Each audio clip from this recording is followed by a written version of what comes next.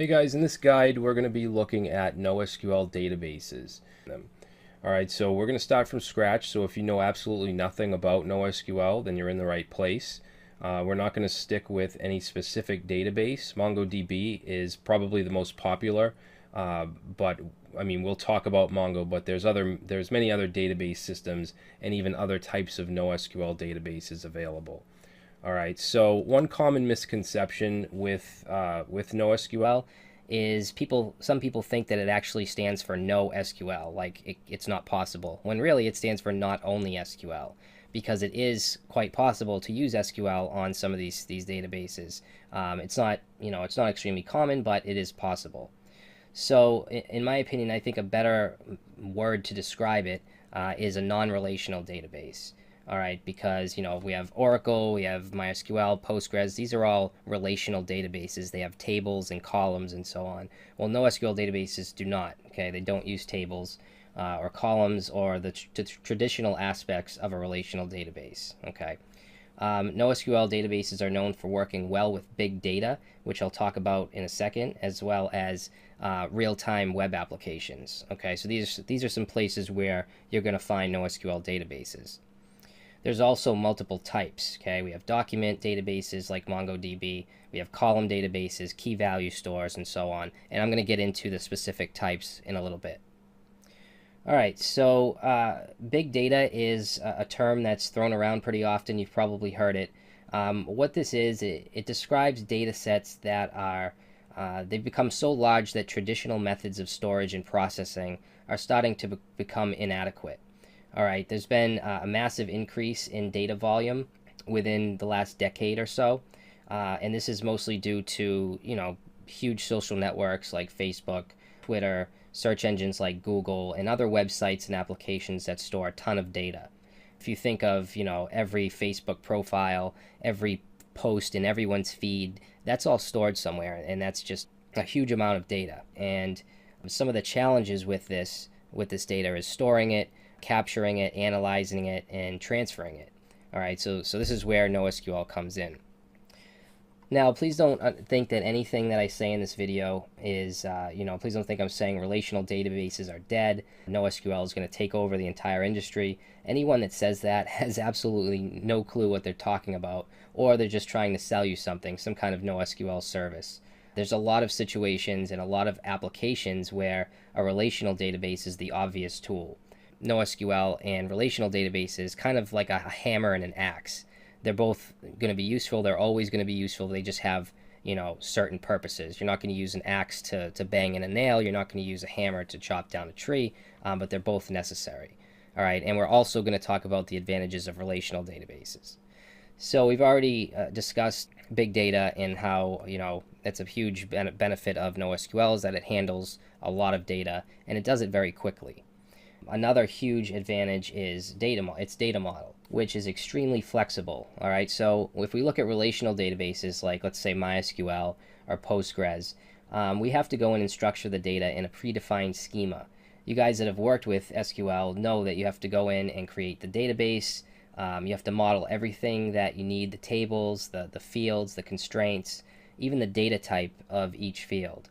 All right, so is it a varchar, is it text, an integer, and so on. And this is all stuff that you have to do when you're working with relational databases. Yes, you can find tools that can make it a little easier, but at its core level, this has to be done in the data layer. This brings us to the next advantage, which is the data structure. Not only do you not have to define your tables and columns, well, there is no tables and columns, but you don't have to define anything like that. You don't even have to know your data structure. Now, unless it's going to be a completely dynamic data model, you should at least plan out and have an idea of how your data is going to look, and then handle that on the application layer. Okay, there's a lot of different tools. There's object relational mappers that we can use to actually create a schema on the application layer. All right, so hopefully that makes sense. NoSQL databases are in many cases much cheaper to manage than relational databases. There's less of a need for multiple system admins because there's not as much to do. Okay, there's not as much to manage, so that's going to be cheaper. Also, scaling. Scaling is a huge advantage of NoSQL. It uses something called horizontal scaling or scaling out. versus a relational database which uses vertical scaling or scaling up. And I'm going to go over what this means in a second. But scaling is extremely important in this industry because it's always growing. Successful websites and applications are always going to gain more users and more data. Facebook is never going to really lessen their data load unless they get rid of critical parts of their interface and their functionality. So scaling is definitely key when you're working with lots of data. All right, so let's take a look at an image here that kind of shows you scaling up versus scaling out. All right, now this image on the right here, scaling out, is also known as horizontal scaling, and this is what NoSQL databases do. And then over here is an example of scaling up, or vertical scaling. And I know it says scale in, but this image is close enough to explain what I'm talking about. So let's start with scaling up, okay, which is relational databases. So this means that in order to scale and build up our system, we need to add components. So we need to add storage, drives, memory, CPU power, network ports, and other resources that are very, very expensive.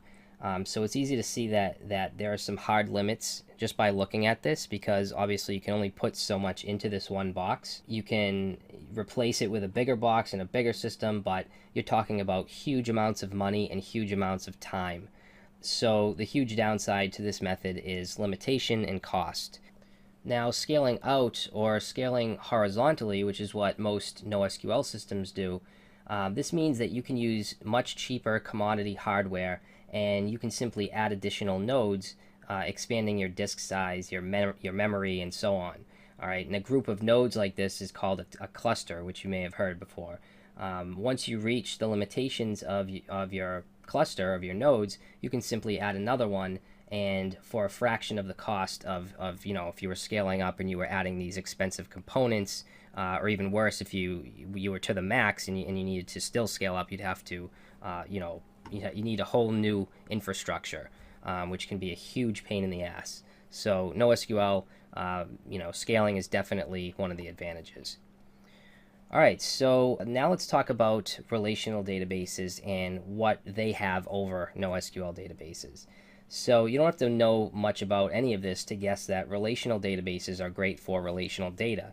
You have a schema where you always know what columns exist for a certain row.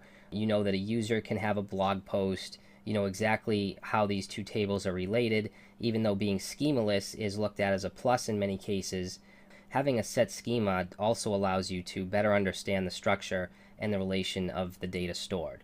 All right, it takes more maintenance and so on, but it is safer. In many cases where data is closely related, this type of database is actually the better choice.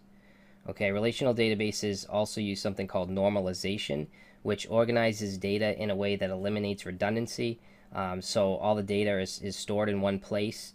Normalization is really important because it allows a database to take up as little space as possible, which also results in better performance. Now, there's all types of normalization. There's 1NF, 2NF, and it gets really complicated. I'm not going to get into that, though. That's a whole nother video on its own. Relational databases also use SQL, or structured query language, which is an old technology, but very solid and in my opinion, very easy to learn. Most SQL or relational databases also allow you to enforce data integrity rules using foreign constraints. So to give you an example, let's say that we had an authors table and a blog post table, and we had an author that created a post. Well, we can create a constraint so that we wouldn't be able to delete a user that had written a post, because if we did that, we would have a post with no author, okay, or no user. We don't really have these constraints available at the data level in NoSQL. So the last advantage here is that a lot of relational databases are ACID compliant. So this is, it's an acronym. It stands for atomicity, consistency, isolation, and durability. And this is a kind of a complex topic, so I'm not going to go into depth, but the gist of it is that it's an all or nothing rule. So when we make database transactions, for example, a bank account transfer, let's say from one account to the other, we have a series of actions for that. So we have to do multiple queries. We have to take money out of one account, and then we have to put it into another. We have to do some math and tallying and so on.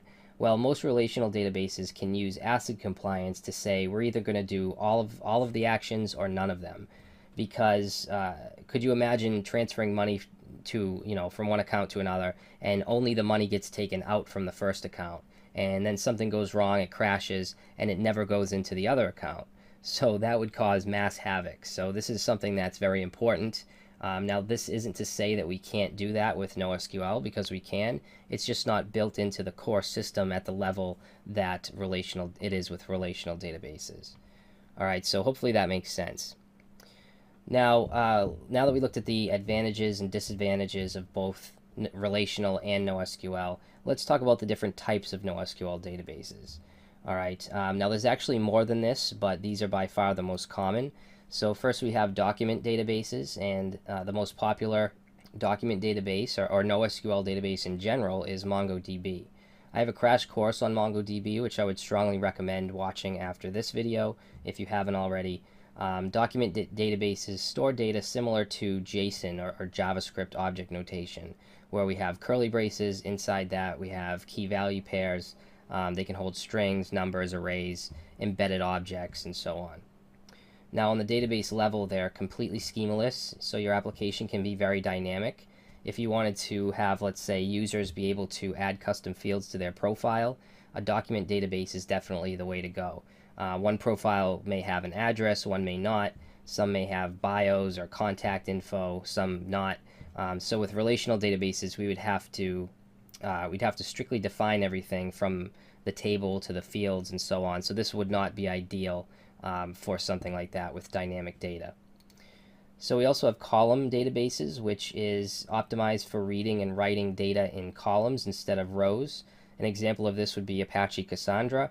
This is great for things like analytics, and it reduces the overall disk I/O requirements and the amount of data that needs to be loaded from the disk. Okay, so it can be quite optimized. Then we have key value stores, which is the simplest type of NoSQL database. You have a key and a value.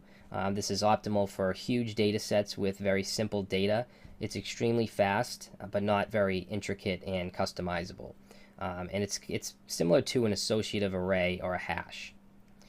All right, now we also have cache systems like Redis, which is also a key value store, but can also be used as a cache system for temporary values. Redis can be used as a database and actually write data to the disk, or can just store data in cache. All right, I have a crash course on Redis on my channel if you want to learn more about that. So next we have graph databases, which aren't that common, but I think they're very interesting. I actually did a course on Neo4j, which is the most popular type of, or the most popular graph database. Everything in a graph database is looked at as a node, and they can have relationships with other nodes through what's called an edge. All right, so if you have some extra time, I would definitely suggest checking it out, looking at Neo4j, because it's really interesting. And yeah, these are used for huge data sets like social networks where everything is related. All right, so before we go, I just want to give you a visualization of a relational database on the left with columns and rows, and then on the right we have a document database which has a very similar structure to JSON. All right, now the relational database, these all have to be set. You have to know what tables you have, what columns, and so on.